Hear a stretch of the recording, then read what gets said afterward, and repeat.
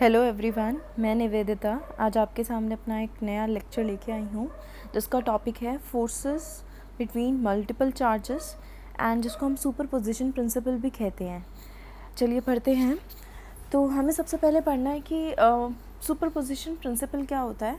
तो इसमें कहा है कि लेट सपोज हमारे पास कोई एक चार्ज पार्टिकल है एंड उस चार्ज पार्टिकल को आसपास एक अनदर चार्ज पार्टिकल रखा है एंड हम ये मानते हैं कि जो अनदर चार्ज पार्टिकल रखा है वो जो प्रेजेंट चार्ज है उसको कुछ ना कुछ फोर्स प्रोवाइड कर रहा है। तो उस फोर्स का नाम लेट सपोज हम क्या दे देते हैं, F1 नाम दे देते हैं।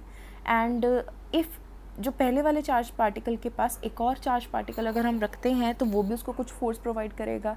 तो ऐसे कि एक चार्ज पार्टिकल के पास अगर बहुत सारे चार्ज पार्टिकल्स रखे हैं एंड हर एक चार्ज पार्टिकल उसको एक इंडिविजुअल फोर्स प्रोवाइड कर रहा है, तो उसके ऊपर जो टोटल फोर्स आएगी, जो नेट फोर्स उसके ऊपर लगेगी, वो बाकी सारी फोर्सेस का एक रिजल्टेंट सम होगा। ठीक है, इसको हम ऐसे समझ लेते हैं मैकेनिक्स के थ्रू। हमारे पास एक 10 kg का एक ऑब्जेक्ट है जिसके ऊपर हमने फोर्स लगाई है 10 न्यूटन। फिर सिमिलरली हमने 10 kg का एक और ऑब्जेक्ट लिया एंड उसके ऊपर फोर्स लगाई है 20 न्यूटन। अगर हम सेम ऑब्जेक्ट के ऊपर 10 एंड 20 न्यूटन दोनों फोर्सेस लगाते हैं तो उसके ऊपर टोटल फोर्स जो लगेगी वो दोनों फोर्सेस का सम होगी। तो ये क्या होता है, हमारा सुपरपोजिशन प्रिंसिपल। नेक्स्ट हम बात करते हैं इस सुपरपोजिशन प्रिंसिपल को वेक्टर फॉर्म में पढ़ने की। तो यहाँ पर हमने कंसिडर कर लिया है कि हमारे पास 3 एक्सेस हैं, एक एक्सेस है x, एक y है और एक क्या है z है। एंड हमें जिस चीज़ के ऊपर, जिस चार्ज के ऊपर हमें नेट फोर्स निकालने है उस चार्ज का नाम क्या है, Q0 है।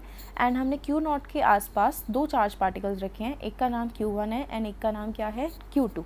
तो यहाँ पर हम ये लेट कर लेते हैं कि Q0 का जो डिस्टेंस है या जो पोजीशन वेक्टर है उसका नाम R0 है। Q1 का जो पोजीशन वेक्टर है उसका नेम है R1 एंड Q2 का जो पोजीशन वेक्टर है उसका नेम है R2।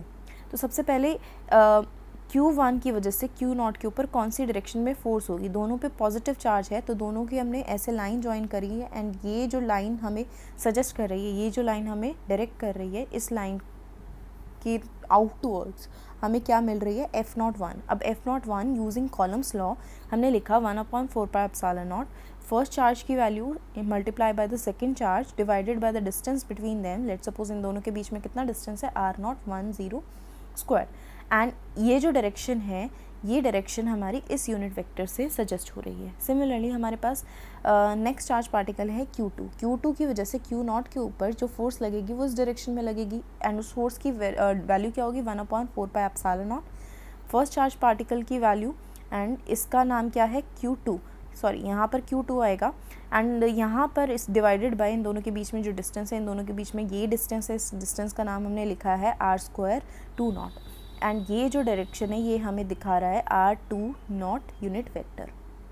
अब देख लीजिए इसके ऊपर जो टोटल फोर्स लगेगी वो दोनों इंडिविजुअल फोर्सेस का क्या लगेगी, सम होगी। तो इसे कहते हैं हम सुपरपोजिशन प्रिंसिपल। इसको हम और जनरलाइज वे में लिख सकते हैं कि अगर हमारे पास यहाँ पर ये वाला सिस्टम तो 3 चार्ज पार्टिकल का था। लेट सपोज अब हमारे पास कितने चार्जेस का सिस्टम है, n चार्जेस का सिस्टम है एंड किसके ऊपर हमें नेट फोर्स निकालने, Q0 के ऊपर। तो हमने इसको यहाँ पर 1 चार्ज पार्टिकल की वजह से जो फोर्स आई है, सेकंड चार्ज पार्टिकल की वजह से जो फोर्स आई है, n नंबर जो Qn चार्ज पार्टिकल है, nth चार्ज पार्टिकल है, उसकी वजह से जो फोर्स आई है उसको यहाँ लिखा एंड सबका हमने ऐसे जनरलाइज फॉर्म में लिख दिया जिसमें 1/4πε0 हमारा कॉमन आ जाएगा एंड यहाँ पर Q0 की वैल्यू एज इट इज़ रहेगी। लेकिन यहाँ पर जो चेंज होगा, देखो यहाँ पर Q1 की वैल्यू सबस्क्रिप्ट में 1 है, यहाँ पे Q के सबस्क्रिप्ट में 2 है, यहाँ पे Q के सबस्क्रिप्ट में n है। तो यानी यहाँ पर हमारे पास जो चेंज होने वाली वैल्यू है वो QI है। यहाँ पर हमने लिखा है QI, जहाँ पर I की वैल्यू 1 से शुरू होती है, कहाँ पर ख़त्म होती है, n पर। सिमिलरली सबके बीच में जो डिस्टेंस है वो भी अलग अलग आएंगे। यहाँ पर हमने R²I0 की वैल्यू लिखी है एंड ये जो वेक्टर आएगा ये भी हमारा यूनिट वेक्टर I0 के साथ आएगा। यानी यूनिट वेक्टर की डायरेक्शन भी बार बार वैल्यू क्या होती रहेगी, चेंज होती रहेगी। Thank you.